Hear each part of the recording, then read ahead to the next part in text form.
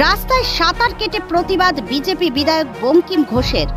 চাকদহ বনগা রোডের বিস্তীর্ণ অংশ অল্প বৃষ্টিতেই চলে যায় জলের তলায়। তারই প্রতিবাদে চাকদহ বনগা রোডের জলমগ্ন এলাকায় সাঁতার কেটে বিক্ষোভ দেখালেন চাকদহ বিধানসভার বিজেপি বিধায়ক বঙ্কিম ঘোষ এবং বিজেপির কর্মী সমর্থকেরা। Bureau report, news 24 Bangla live.